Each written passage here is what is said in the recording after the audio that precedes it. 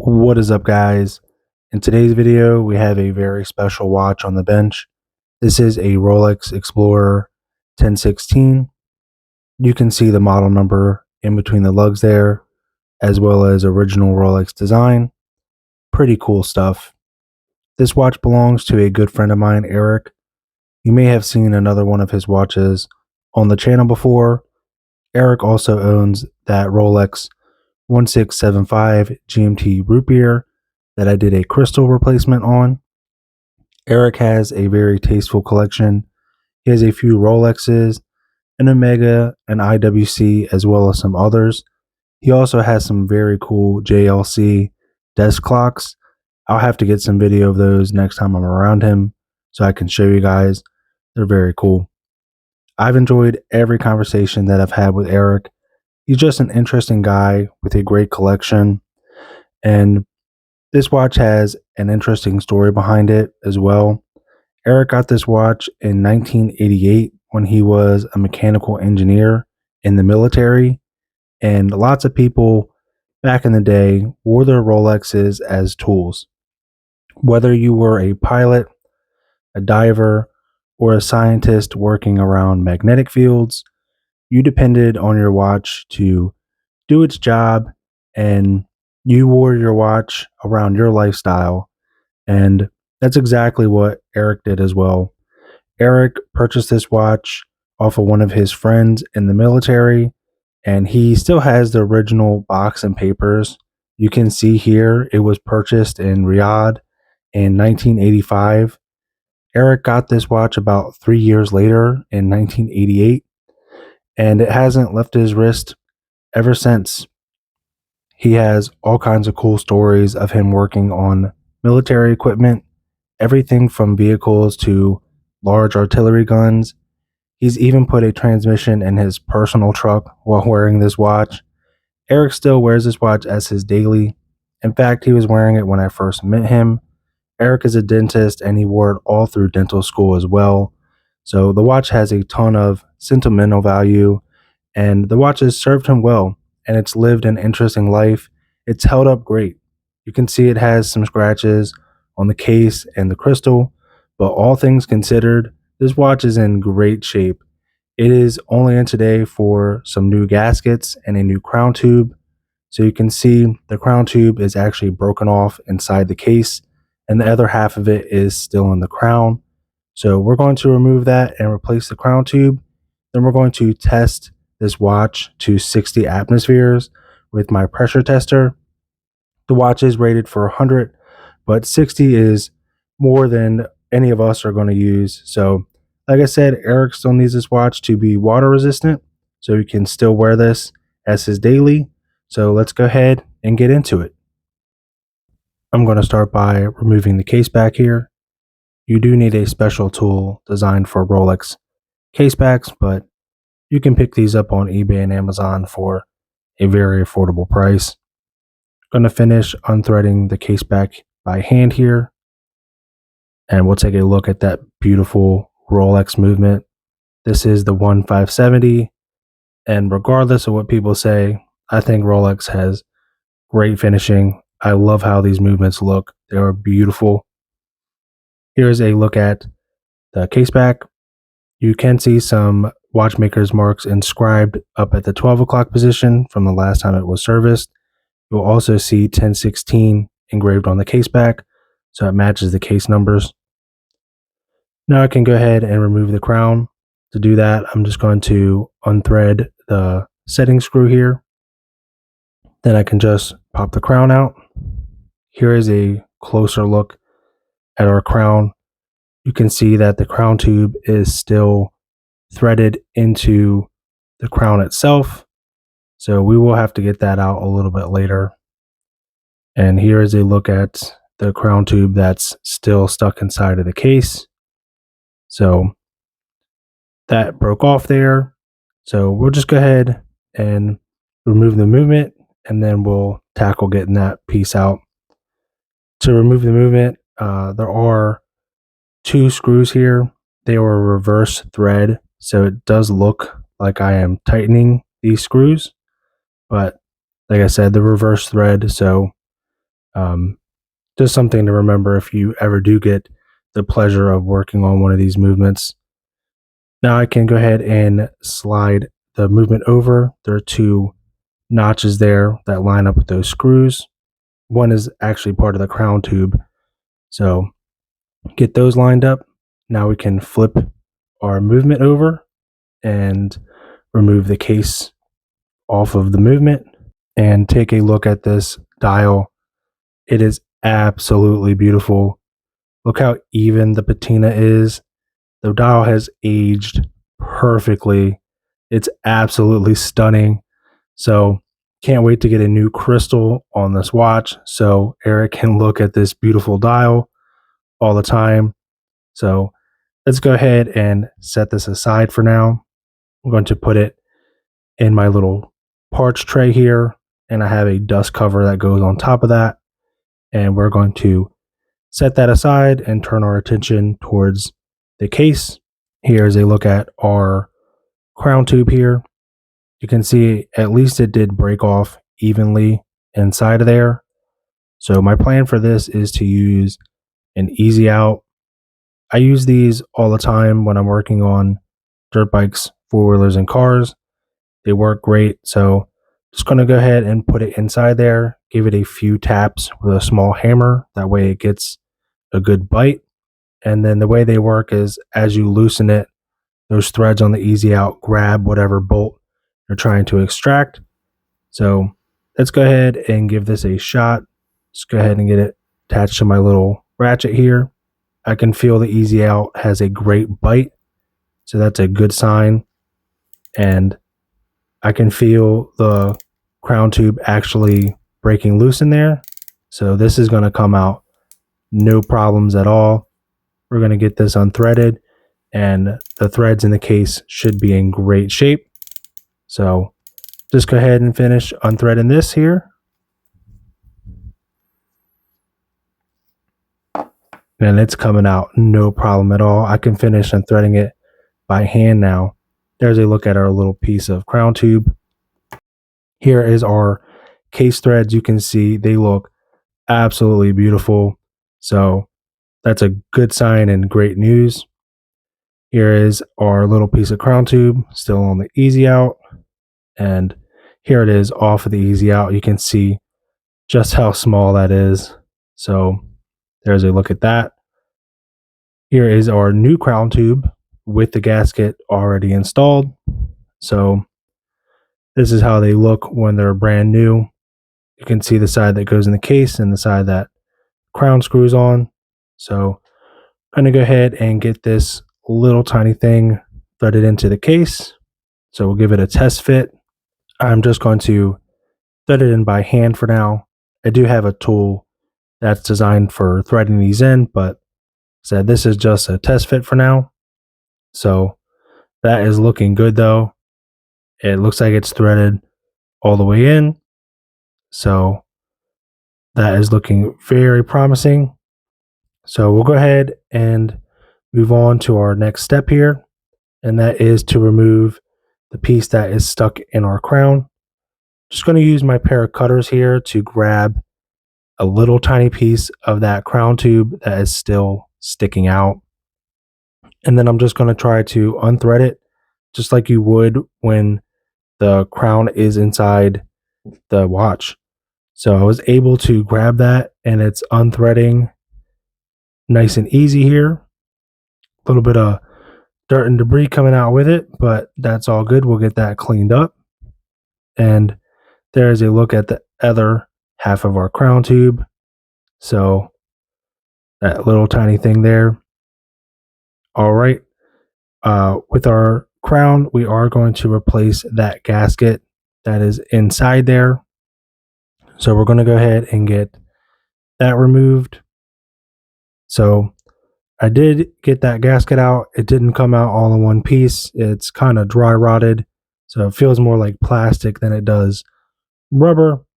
But we do have a new one. So we're going to go ahead and get that inside of our crown here. So I'm using my tweezers to set that new gasket in, and we can get started on replacing the crystal. So I've got the case inside of my bezel removal tool here. Shout out to Random Rob who gifted me this tool. I use this thing all the time. They work great because they pull up on the bezel nice and evenly. You can see that it actually goes from 4 different sides there opposed to using like a knife or something. So this lives up on the bezel nice and evenly, and you can see just how easy that is to remove the bezel. So the bezel actually clamps down on the crystal and acts as like a ring that holds the crystal tight to the case. So with that removed, we can go ahead and press our old crystal out. So I'm just going to use my thumbs to press this crystal out, and it pops out just like that. So there is a look at our old crystal. So here is our new one. We're going to go ahead and remove that from that little packet there. We can set it onto our case. Just get that set on there. Press it on nice and even. Make sure it's seated nice and flush. I'm going to go ahead and remove that plastic. And there's a look at that brand new crystal. The case is already looking better. So we'll go get our bezel. We'll set that back onto the case here. And now I like to use these little nylon bezel tools, so it doesn't scratch anything up there. So I'll go ahead and put it in my crystal press / bezel press. And we'll go ahead and get that ring seated all the way down. And that'll clamp around that crystal and give it the water resistance that we're looking for. So we'll get our bezel installed there. And there is a look at our brand new crystal. It looks great. I love the look of these vintage crystals. These acrylic crystals just have a different character and feel to them opposed to sapphire. I love that chamfered edge that goes all the way around there and how they kind of stick out from the bezel. Just a really cool look and feel to them. So this watch is going to look great. And again, we're going to be able to see that beautiful dial. All right, with that, I'm happy with how the crown tube was in there. So now I can use a little bit of Loctite on those threads. This is just the blue Loctite. And now I can use my tool that's designed for these crown tubes to thread that in and make sure that it's nice and tight. So we'll get that nice and snug and use a little bit of Rodico to clean up any excess Loctite. So with that, we'll go ahead and lubricate our crown gasket here. So we'll lubricate our fresh gasket with a little bit of silicone grease. And we're going to lubricate the inner crown tube gasket with a little bit of silicone grease as well. This will prolong the life of those gaskets and make sure this watch is water resistant for many, many years to come. I'm going to thread our crown in here. That way we can seal up the watch and get ready to pressure test it. I'm going to install a new case back gasket as well. This one does not feel the best, so we're going to go ahead and replace this guy. Here is our new gasket. A little bit of silicone grease around that to help hold it down in that little groove, and then, like I said, lubricate it and keep it nice and rubbery so it's water resistant for many years to come. So we'll get that in that little groove. And now we can go ahead and install our case back here. So we'll thread that down, and then we're going to tighten this. That way the watch is all the way sealed up, and we can get ready to pressure test this watch. So I have it in my pressure chamber here, and you can see that dial on the bottom where that needle reads how many atmospheres of pressure. So we're going to send this all the way up to 60 atmospheres of pressure. And then once we reach our 60 atmospheres of pressure, we can go ahead and drop our watch down into the water here. So I did this without the movement inside of it, just so that wouldn't get damaged if we did have a leak. But as you guys can see, there are 0 bubbles coming out of this case. So it is definitely water resistant. It's a very good sign, and I'm very happy that everything is good here. So I do like to let these sit in here for quite a while just to be on the safe side. And then I also like to turn the watch different angles just to make sure that I'm not missing any bubbles coming out from any particular area. But as you can see, there's none from the crystal or the crown or case back. So absolutely awesome that this watch from 1985 is still water resistant and just as water resistant as any modern watch would be. So very happy with that. So now we can go ahead and let out all the pressure from this chamber here. So we'll drop that out.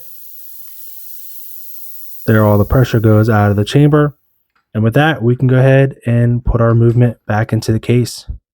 So we can go ahead and clean up the dial just a little bit from any little dust. I'm going to go ahead and just use some Rodico for that. Give the hands a little cleaning as well. Now we can go ahead and mate our case and our movement and dial together. And you can see just how great this watch looks. I'm super happy with how that new crystal looks. So we'll go ahead and get this flipped over and rotate our movement around. So we're just going to rotate this around to where the screws line back up, where they screw into the case there. So we'll get the crown tube lined up. Now we can install our crown. So we'll get this popped in. And then we will go ahead and just check and make sure it's winding. Now I can tighten up the setting screw for the crown here. So we'll thread that all the way down. Make sure it's tight. Doesn't have to be too tight or anything. Go ahead and check our crown action here. Make sure that it can pull out and set the time and screw down. So our crown screws down good. That all feels good. Now we're going to go ahead and lock our setting screws down. Like I said, these are reverse thread, so it looks like I'm loosening them, but I am indeed tightening those case screws up. So we'll get those nice and snug. So our movement is held down properly. I'm going to go ahead and reinstall our case back here for the final time. Let's thread that down by hand, and then we'll snug it up with that case back tool. So she's all sealed up. So we'll make sure that's nice and tight. Let's go ahead and flip the watch over. Have a look. I'm super happy with how this watch turned out. I love that new crystal, so you can see that beautiful dial and all the even patina on the hands. That nice beveled edge on that plexiglass crystal just looks awesome. This watch, just has had a very, interesting life. So it's a pleasure to be a part of this watch's story and be able to give this watch back to Eric so he can wear it for many, many more years to come. So we're going to go ahead and thread this crown down. It's a little challenging with the finger cots on, but that seals up great. So like I said, thank you guys for watching, and I hope you found the video useful, and I'll catch you guys in the next one.